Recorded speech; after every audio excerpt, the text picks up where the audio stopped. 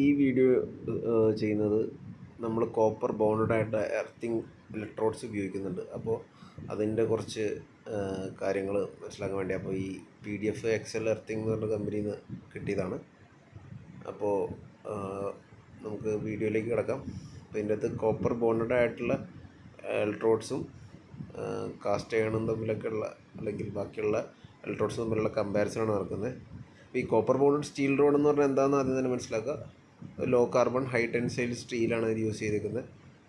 അതൊരു 99.9% coating, pure electrolytic quality കോപ്പറിൻ്റെ coating ഉണ്ട്.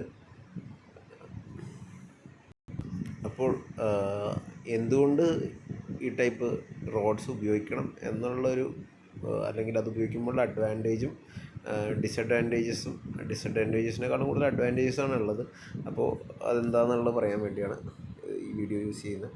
അപ്പോൾ നമുക്കറിയാം, current carrying capacity of electrodes, അല്ലെങ്കിൽ എർത്തിലേക്ക്, നമ്മുടെ പ്രിമിസസിലെ എർത്തിലേക്ക് എത്രത്തോളം ഫോൾട്ട് കറണ്ട് കടത്തി വിടാൻ പറ്റും എന്നറിയാൻ വേണ്ടി നമ്മൾ ഒരു ഫോർമുല യൂസ് ചെയ്തിട്ടുണ്ട്. I = 7.57 × 10⁻³ √ρ × T. അപ്പോൾ ഇതിൽ റോ എന്ന് പറഞ്ഞാൽ സോയിലിൻ്റെ റെസ്റ്റിവിറ്റിയാണ്. അത് നമ്മൾ കണ്ടെത്തേണ്ടിയിരിക്കുന്നു. മീറ്ററിൽ നമ്മുടെ എർത്ത് ടെസ്റ്റൊക്കെ വെച്ച് കണ്ടെത്തിയിട്ട് ഫാൾട്ട് T എന്ന് പറഞ്ഞാൽ ഫാൾട്ട് ഡ്യൂറേഷൻ, അത് യൂഷ്വലി HT ഇൻസ്റ്റലേഷന് 3 സെക്കൻഡായിട്ടാണ് നമ്മൾ എടുക്കാറുള്ളത്. അപ്പോൾ ഇതൊക്കെ ഓൾറെഡി ഞാനിത് എക്സ്പ്ലെയിൻ ചെയ്തുകൊണ്ട് ഉള്ള ഒരു വീഡിയോ ഓൾറെഡി വേറെ ചെയ്തിട്ടുണ്ട് എർത്തിങ്ങിൻ്റെ. അപ്പോൾ അതൊന്ന് കണ്ടുനോക്കാം. ഈ പെർമിസിബിൾ കറണ്ട് ഡെൻസിറ്റി പ്രകാരം നമുക്ക് എത്ര ആംപിയർ പെർ മീറ്റർ സ്ക്വയർ, അതായത് ഓരോ ചതുരശ്ര മീറ്ററിലും എത്ര ആംപിയർ കടത്തി വിട്ടാൽ ഇത് ഈ സോയിലെടുക്കും എന്നുള്ളൊരു ഐഡിയ ആണ് നമുക്ക് ഇതിൻ്റെ അകത്ത് ബേസിക്കലി കിട്ടുന്നത്. അപ്പോൾ അതുകൂടാതെ തന്നെ നമ്മൾ എർത്ത് ചെയ്യാൻ വേണ്ടി ഉപയോഗിക്കുന്ന എർത്ത് ഇലക്ട്രോഡ്സ്, അതിൻ്റെ ഇൻഡിവിജ്വലി അതിൽ എത്ര കറണ്ട് അതിൻ്റെ അകത്തേക്ക് ലോഡ് ചെയ്യാം, അല്ലെങ്കിൽ എത്ര കറണ്ട് അത് ക്യാരി ചെയ്യാം എന്നുള്ളതാണ് നമ്മുടെ അടുത്ത് നോക്കുന്നത്. അപ്പോൾ അതിൻ്റെ ഫോർമുല എന്ന് പറഞ്ഞാൽ I = 1140 × D × 1/√ρ × T എന്നാണ്. അത് D എന്ന് പറഞ്ഞു കഴിഞ്ഞാൽ പറഞ്ഞ ഇലക്ട്രോഡിൻ്റെ ഡയമീറ്ററും, L ആണ് ലെങ്ത് ഓഫ് ദ ഇലക്ട്രോഡാണ്, മീറ്ററിൽ എത്ര മീറ്ററിൻ്റെ ആണെന്നുള്ളതാണ് നോക്കേണ്ടത്. പിന്നെ റെസ്റ്റിവിറ്റി ആണ് റോ. T എന്ന് പറഞ്ഞാൽ 3 സെക്കൻഡിനാണ് എടുക്കുന്നത്. അപ്പോൾ നമ്മൾ ഫാൾട്ട് കറണ്ടിൻ്റെ കാര്യങ്ങളൊക്കെ പറഞ്ഞപ്പോൾ ഞാൻ പറഞ്ഞിരുന്നു, ഫാൾട്ട് എന്ന് പറഞ്ഞു കഴിഞ്ഞാൽ കിലോ ആംപിയർ റേഞ്ചിലാണ് വരുന്നത്. അതായത് 7000 ആംപിയർ അല്ലെങ്കിൽ 7 കിലോ ആംപിയർക്ക് മിനിമം വരാറുണ്ട്. നമ്മൾ മിനിമം ഒരു ആ റേഞ്ച് തൊട്ട് 13000 ആംപിയർ ആ റേഞ്ചിലൊക്കെ HT ഇൻസ്റ്റലേഷൻസിൽ ഫാൾട്ട് ലെവൽ വരാറുണ്ട്, അല്ലെങ്കിൽ ഫാൾട്ട് കറണ്ട് വരാറുണ്ട്. അപ്പം നമ്മൾ ആ ഒരു കറണ്ട് താങ്ങാൻ പാകത്തിനുള്ള ഇലക്ട്രോഡ്സ് യൂസ് ചെയ്യണം. അത് പ്രകാരമുള്ള കണക്ഷൻസ് എല്ലാം യൂസ് ചെയ്യേണ്ടിയിരിക്കുന്നു. അപ്പോൾ അതിനു വേണ്ടിയുള്ളൊരു കാൽക്കുലേഷനാണ് ഈ കാണുന്നത്. നമുക്കൊരു ഉദാഹരണം വെച്ച് ഇത് മനസ്സിലാക്കാം. ഒരു എർത്തിങ് ചെയ്യാൻ വേണ്ടി ഒരു HT പ്രിമിസസ് നമുക്ക് കിട്ടുകയാണ്. അപ്പോൾ അവിടുത്തെ സോയിൽ റെസ്റ്റിവിറ്റി 100 Ohm ഇവിടെ പറഞ്ഞിട്ടുണ്ട്. അവിടുത്തെ ഫാൾട്ട് ലെവൽ കാൽക്കുലേഷൻ നമ്മൾ നടത്തുന്നു. ഫാൾട്ട് ലെവൽ കാൽക്കുലേഷനൊക്കെ എങ്ങനെ ചെയ്യണമെന്ന് ഞാൻ ഓൾറെഡി അതിൻ്റെ വീഡിയോ ചെയ്തിട്ടുണ്ട്, അത് കാണാം. അപ്പോൾ ഒരു എക്സാമ്പിളായിട്ട് നമുക്ക് 7.87 കിലോ ആംപിയറാണ് അവിടുത്തെ ഫാൾട്ട് ലെവൽ എന്ന് എടുക്കുന്നു. അപ്പോൾ നമ്മൾ എന്നിട്ട് നേരത്തെ പറഞ്ഞ ഫോർമുലാസ് വെച്ച് കാൽക്കുലേറ്റ് ചെയ്ത് പെർമിസിബിൾ കറണ്ട് ഡെൻസിറ്റി എടുത്ത് അത് പ്രകാരം ഇലക്ട്രോഡ്സിൻ്റെ എണ്ണം നമ്മൾ തരപ്പെടുന്നു. അപ്പോൾ അതൊക്കെ എങ്ങനെ ചെയ്യുന്നത് ഞാൻ ഓൾറെഡി വീഡിയോ കാണിച്ചിട്ടുണ്ട്. അതുകൊണ്ട് ഞാനത് വീണ്ടും പറഞ്ഞ് ഇതിൽ ഇൻക്ലൂഡ് ചെയ്യുന്നില്ല. അത് ഓൾറെഡി ഇത് വർക്കൗട്ട് ചെയ്ത് നോക്കുക. അപ്പോൾ അതുവഴി ഞാൻ ഓരോ different type of earthing use ചെയ്യാൻ തീരുമാനിക്കുന്നു. അപ്പോൾ ഡിഫറെൻറ്റ് ടൈപ്സ് ഓഫ് എർത്തിങ് ചെയ്യുമ്പോൾ എത്ര എർത്ത് ബിറ്റ് വേണം എന്നുള്ള, അല്ലെങ്കിൽ നമ്പർ ഓഫ് ഇലക്ട്രോഡ്സ് എത്ര വേണം എന്നുള്ള ഒരു കമ്പാരിസൺ നടക്കുന്നത്. അപ്പോൾ ഞാൻ ആദ്യം GI പ്ലേറ്റ് എടുത്തു. അപ്പോൾ GI പ്ലേറ്റിൻ്റെ അതിനുള്ള GI പ്ലേറ്റിൻ്റെ ഓൾറെഡി പറഞ്ഞിട്ടുണ്ട്. അതിൻ്റെ 600/600 ആണ് അതിൻ്റെ സൈസ്. പ്ലേറ്റ് എർത്തിങ്ങാണ് ചെയ്യുന്നത്. അപ്പോൾ അതിൻ്റെ സൈസ്, അതിൻ്റെ 6.15 mm തിക്നെസ്സും ഉണ്ട്. അപ്പോൾ അതിൻ്റെ റെസിസ്റ്റൻസ് ടു എർത്തും കാൽക്കുലേറ്റ് ചെയ്തു. നമ്മൾ അതിൻ്റെ നമ്പർ ഓഫ് ഇലക്ട്രോഡ്സ് കാൽക്കുലേറ്റ് ചെയ്യുമ്പോൾ, അതായിരുന്നു നമ്മൾ കാൽക്കുലേറ്റ് ചെയ്ത് ഞാൻ കാണിച്ചിരുന്നത്. എടുക്കുമ്പോൾ ഈ പർട്ടിക്കുലർ ഇതിൽ നമ്മൾ കാൽക്കുലേറ്റ് ചെയ്യുമ്പോൾ 25 നമ്പർ ഓഫ് എർത്ത് ഇലക്ട്രോഡ്സ് വേണം എന്ന് മനസ്സിലാക്കാം. അതേപോലെ കാസ്റ്റ് ചെയ്യേണ്ട സൈസ് 1200 × 1200 ആണ്. അതിൻ്റെ തിക്നെസ് 12.5 mm ആണ്. അത് വെച്ച് നോക്കുമ്പോൾ 7 ഇലക്ട്രോഡ്സ് അങ്ങനത്തെ വേണമെന്ന് പറയുന്നു. പിന്നെ നമ്മളിപ്പോൾ പറഞ്ഞുകൊണ്ടിരുന്ന കോപ്പർ ബോണ്ട് റോഡ്സും ഡിഫറെൻറ്റ് ഡയമീറ്ററുള്ള കോപ്പർ ബോണ്ട് റോഡ്സ് നമ്മൾ ഉപയോഗിക്കാമെന്ന് തീരുമാനിക്കുന്നു. അങ്ങനെയാണെങ്കിൽ എന്തായിരിക്കും അതിൻ്റെ ഡിഫറൻസ് എന്നാണ് നമ്മൾ നോക്കുന്നത്. അപ്പോൾ 19 mm ഡയുള്ള ഒരു കോപ്പർ ബോണ്ടഡ് റോഡ് നമ്മൾ യൂസ് ചെയ്യുകയാണെങ്കിൽ അതിൻ്റെ എല്ലാത്തിൻ്റെ ലെങ്ത്ത് 3 മീറ്ററാണ് വരുന്നത്, എല്ലാത്തിൻ്റെയും ഡെപ്ത്ത് 3 മീറ്ററാണ് വരുന്നത്. അപ്പോൾ അത് യൂസ് ചെയ്യുകയാണെങ്കിൽ 19 mm യൂസ് ചെയ്യുകയാണെങ്കിൽ 21 എർത്ത് ബിറ്റുകളാണ് വേണ്ടത്, അല്ലെങ്കിൽ 21 സ്ഥലത്ത് നമ്മളത് അടിക്കണം. കോപ്പർ ബോണ്ടഡിൻ്റെ 25 ആണ് 25 ഡയയുടെ ആണ് യൂസ് ചെയ്യണമെങ്കിൽ അതിൻ്റെ ലെങ്ത്ത് 3 മീറ്റർ തന്നെയാണ്. നമുക്ക് 16 സ്ഥലത്ത് എർത്ത് ബിറ്റ് ചെയ്താൽ മതി. കോപ്പർ ബോണ്ടഡിൻ്റെ 32 mm ആണ് യൂസ് ചെയ്യണമെങ്കിൽ നമുക്ക് 13 സ്ഥലത്ത് അല്ലെങ്കിൽ 13 എർത്ത് ബിറ്റ് നമുക്ക് ചെയ്താൽ മതി. GIൻ്റെ ഒക്കെ വളരെ കൂടുതലാണ്, അതുകൊണ്ട് അത് കമ്പയർ ചെയ്യുന്നില്ല, വേണമെങ്കിൽ വർക്കൗട്ട് ചെയ്ത് നോക്കാം. GI പൈപ്പ് ഇതേപോലെ 30 mm ഡയയുടെ GI പൈപ്പ് വെച്ച് പൈപ്പ് എർത്തിങ് ചെയ്യുന്നത് സാധാരണ 6000 ആംപിയറിന് താഴെ ഉള്ളപ്പോഴാണ്. അപ്പോൾ അതുകൊണ്ട് അതിലേക്ക് കമ്പാരിസണിൽ ഇൻക്ലൂഡ് ചെയ്യുന്നില്ല.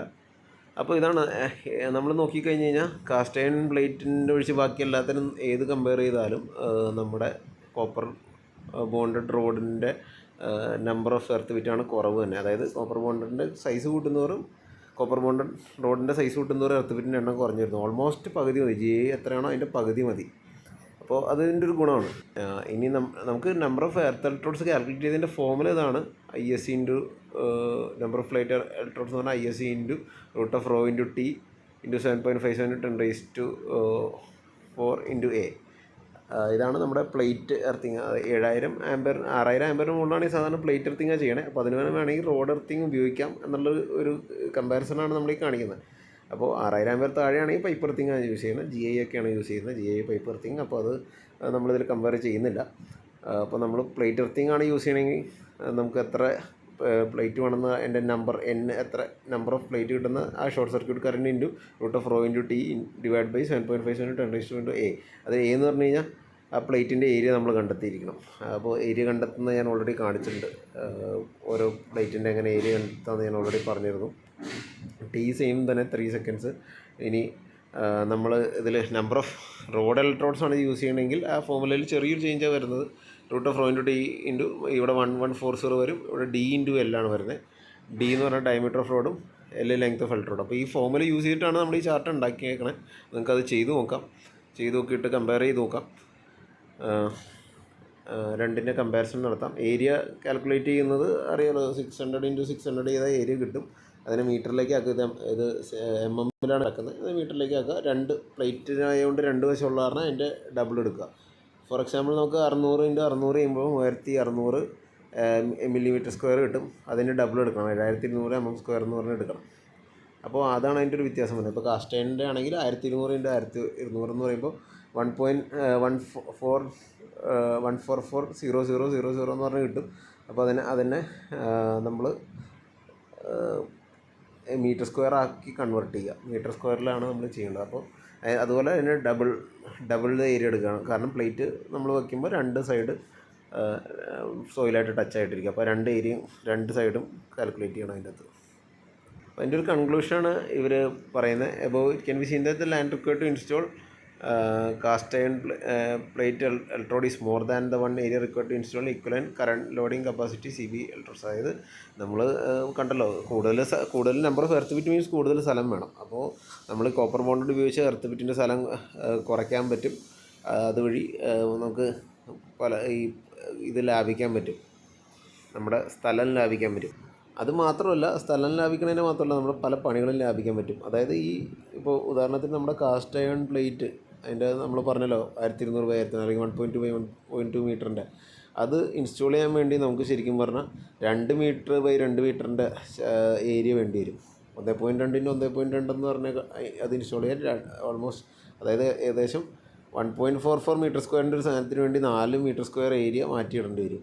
മാത്രമല്ല അത് മിനിമം ഒരു 3.2 എക്സ്കവേഷൻ ചെയ്ത് അതിൻ്റെ അകത്ത് ഇതൊക്കെ നിറയ്ക്കാനുള്ളതൊക്കെ നിറച്ച് ഇതിലൊക്കെ ചെയ്യാനുള്ള പണികളും അതിൻ്റെ അകത്ത് എക്സ്ട്രാ വരുന്നുണ്ട്. അപ്പോൾ പല സ്ഥലങ്ങളിലും ഈ സ്പേസ് നമുക്ക് അവൈലബിലിറ്റിയാണ് നമ്മുടെ ഇഷ്യൂ. അപ്പോൾ ആ ഒരു ഇഷ്യൂ, അത് എസ്പെഷ്യലി നമ്മുടെ സിറ്റിയിൽ ഇപ്പോൾ എക്സാമ്പിൾ പറയുന്നത് 50 m² ഫ്രീ ലാൻഡ് പോലും ഉള്ളത് ഭയങ്കര ലക്ഷറി ആയിട്ട് പോകും. അപ്പോൾ നമ്മുടെ നമുക്ക് ഡിസൈൻ ചെയ്യുന്ന ആൾക്കാർക്ക് അല്ലെങ്കിൽ അവിടെ എക്സിക്യൂട്ട് ചെയ്യുന്ന ആൾക്കാർക്കുള്ള പ്രശ്നം എന്ന് പറഞ്ഞു കഴിഞ്ഞാൽ അത് ഇൻസ്റ്റാൾ ചെയ്യാനുള്ള ബുദ്ധിമുട്ട് വരും. അപ്പോൾ നമ്മൾ മിനിമം 5 മീറ്റർ ഗ്യാപ്പിൽ കൊടുക്കണം എന്നൊക്കെ ഉള്ളതാണ് നമ്മൾ പറഞ്ഞേക്കണമെങ്കിൽ ആ ഗ്യാപ്പ് കൊടുക്കാൻ പറ്റാത്തൊരു ഇഷ്യൂ അവിടെ ഉണ്ടാവുകയും ചെയ്യും. കൂടുതൽ എർത്ത് ഫിറ്റ് വരുമ്പോൾ ചിലത് ഇങ്ങനെ ഒപ്പിക്കാൻ വേണ്ടി അടുത്തടുത്ത് കൊടുക്കേണ്ടി വരും. അപ്പോൾ അങ്ങനെയുള്ള ഇഷ്യൂസൊക്കെ ഈ ഒരു ഇതിൽ സോൾവ് ചെയ്യാൻ പറ്റും. അപ്പോൾ അങ്ങനെ അടുപ്പിച്ചടുപ്പിച്ച് കൊടുത്തു കഴിഞ്ഞാൽ നമ്മുടെ ഈ കൃത്യമായിട്ടുള്ള രീതിയിൽ ഇപ്പോൾ നമ്മൾ പറഞ്ഞ അത്രയും കറണ്ട് അതിന് ലോഡ് ചെയ്ത് അതിന് ഡിസിപ്പേറ്റ് ചെയ്യാൻ പറ്റാത്ത ആവുന്നൊരവസ്ഥ അവിടെ വരും. അപ്പോൾ അതുകൊണ്ട് നമ്മൾ ഈ ഒരു ടൈപ്പ് ഇലക്ട്രോഡ്സ് യൂസ് ചെയ്താൽ നമുക്ക് എണ്ണം കുറയ്ക്കാം. അവിടെ ഏരിയ പലതും സേവ് ചെയ്യാം. ഏരിയയും പല കോസ്റ്റുകളും അതുവഴി സേവ് ചെയ്യാൻ പറ്റും. പിന്നെ ഏരിയ സേവിങ്ങിൻ്റെ ഒരു മെത്തേഡും കൂടിയാണ് ഈ കാണിക്കുന്നത്, എങ്ങനെ ചെയ്യാമെന്നുള്ളത്.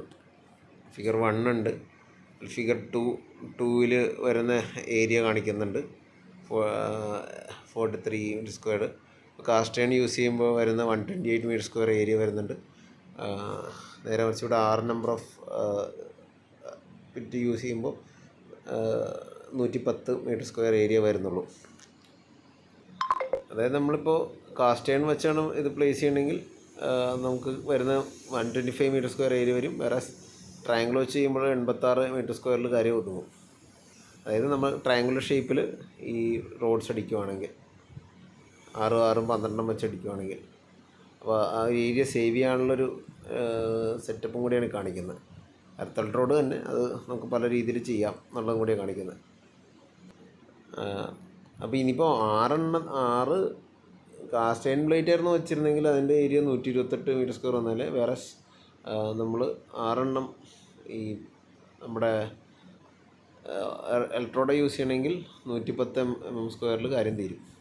അതായത് ബേസിക്കലി കാസ്റ്റ് അയൺ പ്ലേറ്റിന് ഈ നമ്മൾ റെക്റ്റാങ്കിളോ ട്രയാങ്കിളോ വെച്ചാൽ വരുന്ന ഏരിയക്കാളും കുറവാണ് നമ്മൾ ഇതിൽ യൂസ് ചെയ്യുമ്പോൾ നമ്മുടെ ബോണ്ടഡ് റോഡ്സ് യൂസ് ചെയ്യുമ്പോൾ ഉപയോഗിക്കേണ്ടി വരിക എന്നുള്ളതാണ് ഇതിൻ്റെ ഒരു കമ്പാരിസൺ. അത് മുകളിൽ ഫിഗർ 1 and 2 കാണിച്ചിരിക്കുന്ന റോഡ്സ് യൂസ് ചെയ്ത് 32 mm ഡയുള്ള 3 മീറ്റർ ലെങ്ത്തുള്ള റോഡ്സ് യൂസ് ചെയ്യുമ്പോൾ ഏത് ഷേപ്പ് ചെയ്താലും കിട്ടുന്ന ഒരു ആൻസറാണ് ഏരിയയാണ് കാണിച്ചിരിക്കുന്നത്.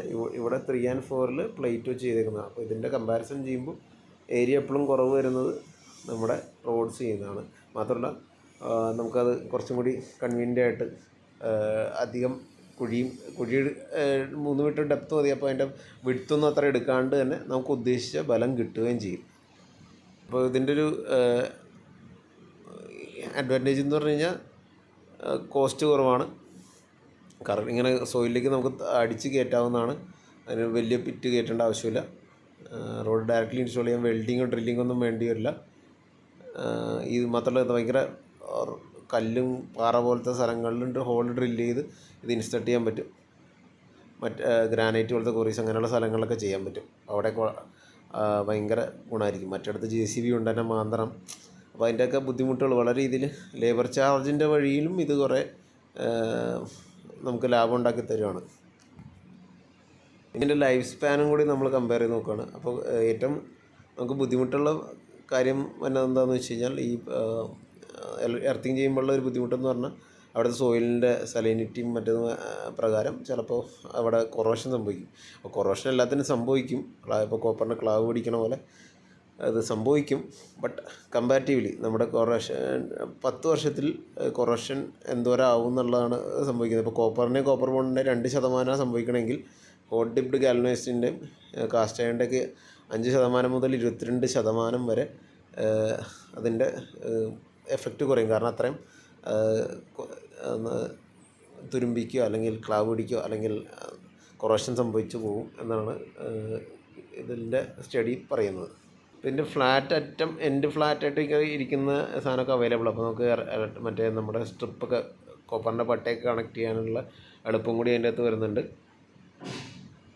പിന്നെ മറ്റേ നമ്മുടെ GI കാസ്റ്റ് അയണിൻ്റെതൊക്കെ അടിയിൽ പ്ലേറ്റിലൊക്കെ കണക്ഷനൊക്കെ വരും. അപ്പോൾ അങ്ങനെയുള്ള കണക്ഷൻ ഇതിൽ അടിയിൽ വരുന്നില്ല. അപ്പോൾ എന്തെങ്കിലും അങ്ങനെയുള്ള ആ അങ്ങനത്തെ ജോയിൻസ് ഒന്നും വരുന്നില്ല. പിന്നെ പുറത്ത് ആണ് ജോയിൻസ് വരുന്നത്. ഇതേപോലെ മുകളിൽ നമുക്ക് കണക്ട് ചെയ്യണം. അവിടെയൊക്കെ നമുക്ക് ടിൻ ചെയ്ത് വെച്ച് കഴിയുമ്പോൾ നമുക്ക് കാണാനും പറ്റും. അവിടെ വേറെ വിഷയങ്ങളൊന്നും ഉണ്ടാകാൻ വഴിയില്ല. അപ്പോൾ അങ്ങനെ മൊത്തത്തിൽ ഇത് ഫുള്ള് സേഫാണ്. ഇപ്പോൾ ഈ ഇലക്ട്രോഡ് അടിച്ചിട്ട് വേണമെങ്കിൽ GI സ്ട്രിപ്പ് അതിൻ്റെ അകത്ത് കണക്ട് ചെയ്യാം. കുഴപ്പമില്ല, ടിൻ ചെയ്താൽ മതി. അപ്പോൾ അങ്ങനെ മൊത്തത്തിൽ നോക്കുമ്പോൾ അഡ്വാൻറ്റേജുകൾ തന്നെ.